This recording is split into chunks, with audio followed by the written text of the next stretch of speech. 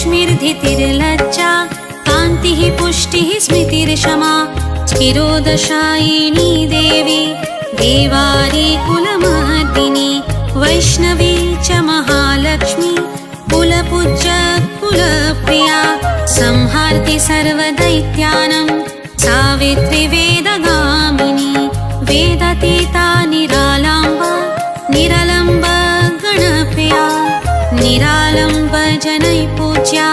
निरालोक निराश्रया